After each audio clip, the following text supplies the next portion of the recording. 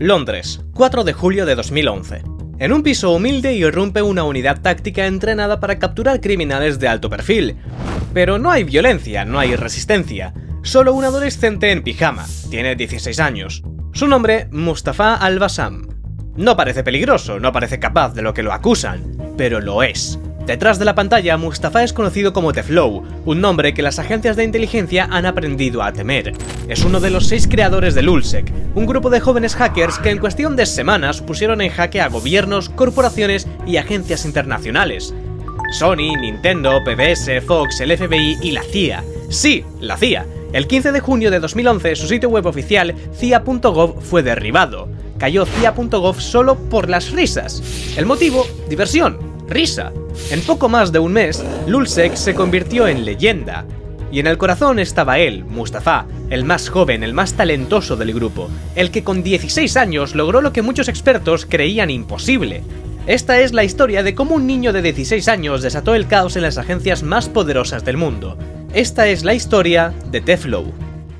Mustafa nació en 1995 en Bagdad, Irak.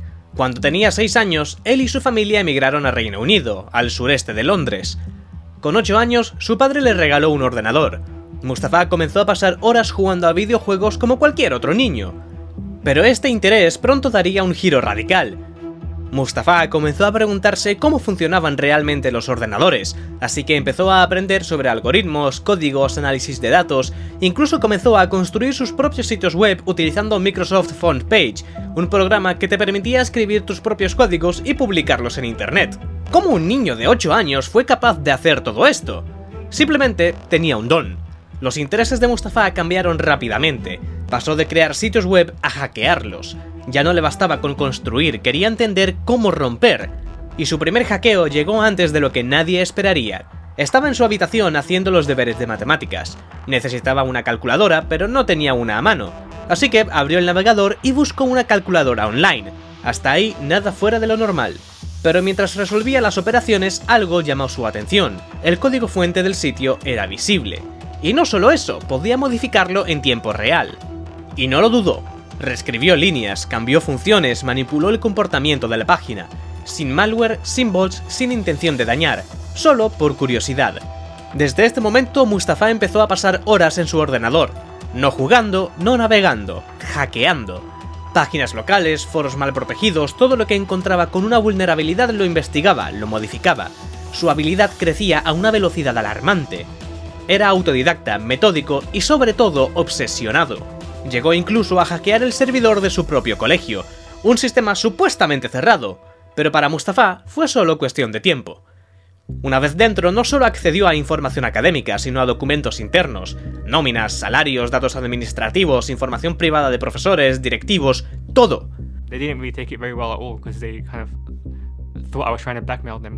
Pero Mustafa necesitaba algo más.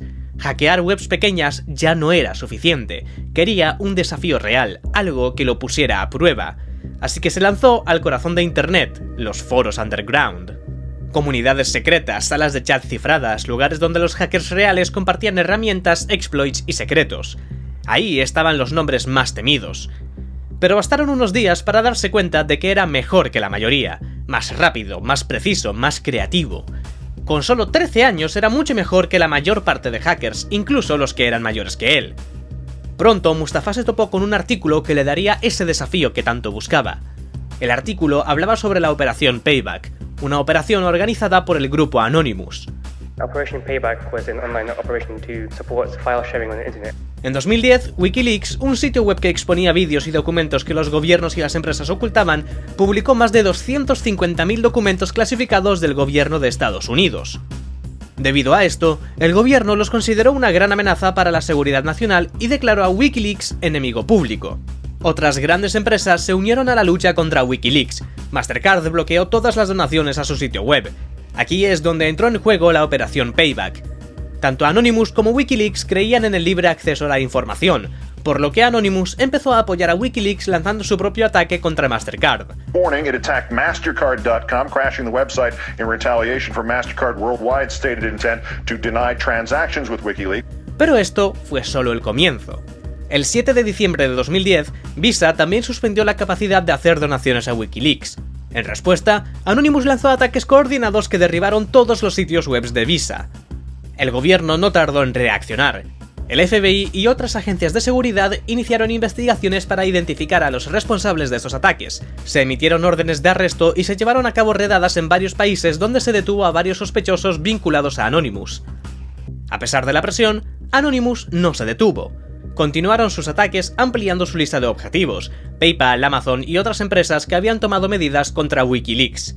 Las redes sociales ardían, Mustafa lo estaba viendo todo y quería formar parte. Con 15 años se sumergió en este grupo de hackers y pronto ayudaría a realizar uno de los ataques cibernéticos más grandes en la historia de Anonymous, derribar el gobierno de Túnez. Diciembre de 2010, Túnez estalla. El pueblo tunecino, cansado de la represión y la corrupción, se levanta contra un régimen que los había oprimido durante décadas. En el poder, Ben Ali, un hombre que no gobernaba, controlaba, no era presidente, era dictador. Ben Ali saqueaba los fondos del Estado, manipulaba las elecciones y convertía Internet en un terreno minado. No había libertad de expresión ni prensa libre. Pero esta vez, el pueblo no estaba solo. Desde la sombra, Anonymous respondió: The Tunisian government has decided it wants to control this present with falsehoods and misinformation and restrict the freedoms of their own people, all of this in order to impose upon them their own self-serving vision of the future. Hackearon sitios web oficiales, filtraron documentos, le dieron al pueblo un software que permitía navegar de forma anónima. And for example, we hacked the Prime Minister of Tunisia and replaced his front page with a kind of like a message to support the revolution. Y poco después, el presidente Ben Ali huyó a Arabia Saudita. Kind of realized that hacking could actually be a powerful tool. Y fue la primera vez que Mustafa vio cómo unas líneas de código podían cambiar el mundo real. Poco después, mientras el eco de Anonymous seguía resonando, surgió algo distinto, algo más caótico, más interesante, más peligroso: Lulzsec. Un subgrupo de Anonymous, pero con una personalidad propia. Lulzsec afirmó que querían distanciarse de Anonymous diciendo que sentían que se estaba alejando de sus valores originales. Pero la realidad es que Lulzsec no buscaba justicia, buscaba diversión.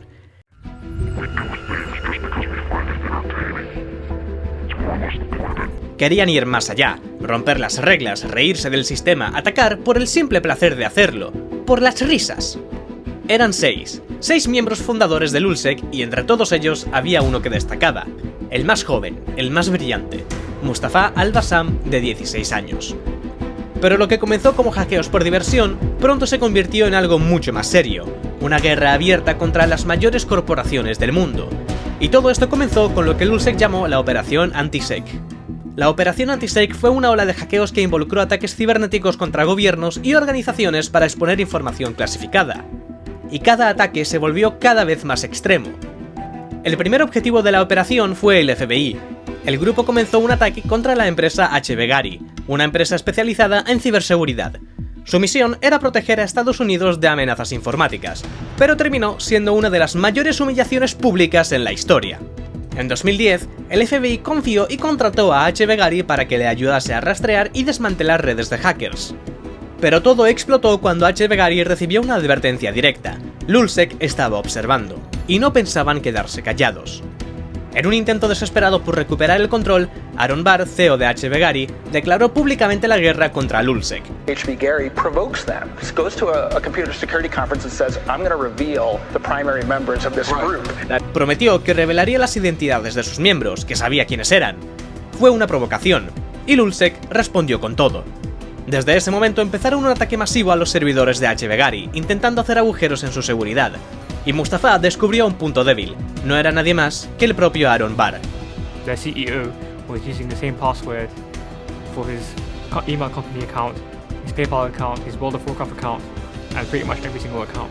Mustafa filtró más de 70.000 correos electrónicos confidenciales. Este ataque tuvo grandes consecuencias para Aaron Barr. He ended up losing his job, there were death threats to him and his family, they had to move house, so the impact for him was very serious. Pero lo más inquietante es que para Lulzsec esto solo era un juego, y la operación Antisec no había hecho nada más que empezar. Y su siguiente objetivo estaba directamente ligado al corazón del sistema de seguridad estadounidense, InfraGard. InfraGard era una organización sin fines de lucro respaldada por el FBI. Su función era crear un puente entre el gobierno y el sector privado. En pocas palabras, la red que ayudaba al FBI a compartir información de forma segura con empresas clave. La guerra contra InfraGard comenzó después de que en 2011 el presidente Barack Obama declarara la guerra a los cibercriminales. More than 100 million Americans had their personal data compromised. There's a direct threat to the economic security of American families, not just the economy overall.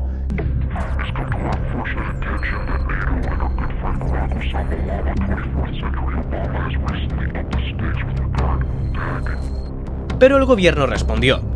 Lulzsec fue marcado como uno de los principales grupos en guerra, y el gobierno estaba decidido a acabar con ellos. El FBI se tomó muy en serio esta guerra, pero Lulzsec, por el contrario, respondió con bromas.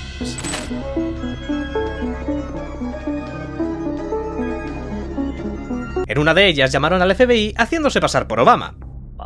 Yes, hello, who am I speaking with? This is the FBI. We have a very serious issue here. A self-replicating flame botnet. Pero desde este momento, el juego se volvió serio. Hackearon el sitio web de InfraGard, y no solo lo tumbaron, dejaron un mensaje dentro. Dejadlo fluir, estúpidos acorazados del FBI. No pasó mucho tiempo antes de que Lulzsec lograra acceder a las contraseñas internas de los miembros de InfraGard, pero usaron esta información contra un miembro en particular, Karim Hijazi. Karim era un hacker de sombrero blanco, lo que significaba que las empresas le permitían hackear sus sitios para probar su seguridad. Karim usó sus habilidades de hacking para recopilar datos legalmente tanto para InfraGard como para el FBI, lo que lo convirtió en una mina de oro para Lulzsec. Automáticamente amenazaron a Karim con filtrar toda su información a menos que pagara o les entregase información, pero Karim no cedió, en cambio los expuso públicamente. Sin embargo, esta declaración no fue suficiente para alejarlos, sino que los provocó y los dirigió hacia su presa más ambiciosa, la CIA. Comenzaron lanzando un ataque de denegación de servicio al sitio web de la CIA. Este tipo de ataque se denomina DDoS. Básicamente lo que Lulzsec hizo fue inundar un sitio web con tantas solicitudes, tantos visitantes falsos, que el sitio simplemente no puede hacer frente a tantas demandas de servicio y se cae. Pero no solo se desconectó la web, todas las bases de datos internas de la CIA también cayeron. Las noticias se expandieron y esto fue una vergüenza pública para el gobierno de Estados Unidos. Después de 4 horas de caos, Lulzsec publicó un tuit: cayó CIA.gov solo por las risas. Mustafa, con solo 16 años, logró hackear una de las webs más seguras e impenetrables del mundo. Pero lo que nadie sabía era que había un traidor entre ellos. Héctor Xavier Monsegur, más conocido como Sabu. Sabu era uno de los 6 miembros fundadores, y tuvo una historia parecida a la de Mustafa. Nació en Puerto Rico cuando su padre tenía solo 16 años. Poco después se mudaron a Nueva York en busca de una vida mejor. Pero por la falta de dinero, Héctor empezó a hackear bancos y empresas, hasta que encontró su pasión por Anonymous. Poco después fundó con los otros 5 miembros Lulzsec. Pero todo cambió cuando el FBI tocó su puerta. Sabu fue arrestado y el FBI le dio un ultimátum: colaborar con ellos para no ir a la cárcel. En ese momento, Sabu se convirtió en informante del FBI.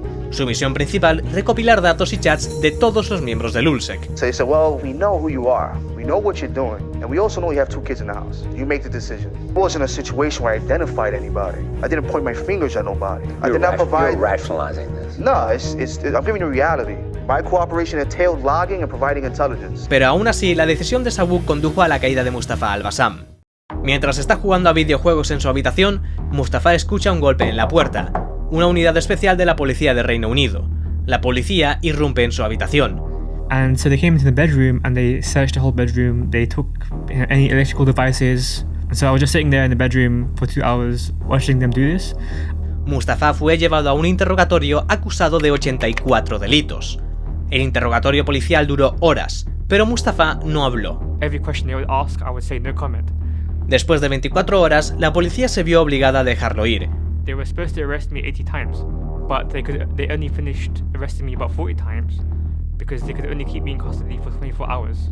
Pero esto no le libraría de todos esos cargos. Mayo de 2013. En el juicio, Mustafa se encuentra por primera vez cara a cara con otros 3 miembros de Lulzsec.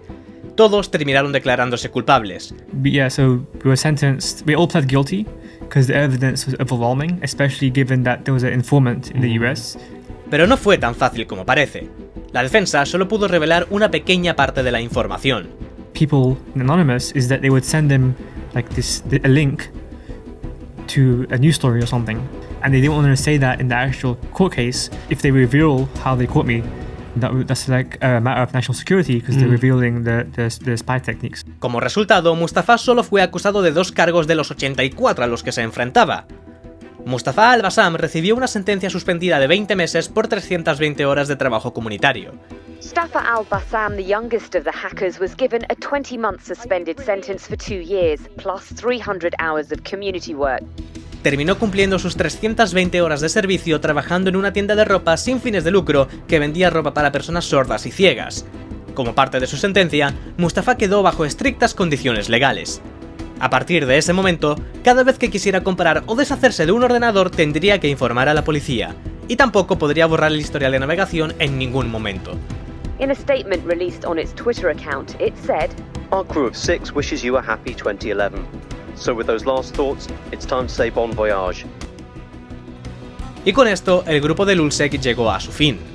Pero, ¿dónde está ahora Mustafa? Después de su arresto, Mustafa obtuvo un doctorado en la Universidad de Londres y en 2021 fundó su propia empresa, Celestial Labs, que utilizaba tecnología blockchain para brindar seguridad web. E incluso consiguió un lugar en la lista de Forbes de los 30 principales emprendedores tecnológicos menores de 30 años.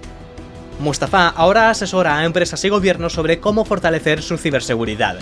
Hoy es considerado multimillonario con un patrimonio neto de 5 a 10 millones de dólares. Pero al final, Mustafa fue un héroe o un villano. Este canal es nuevo y la idea es traer más historias así todas las semanas, así que si te gusta este tipo de contenido, suscríbete.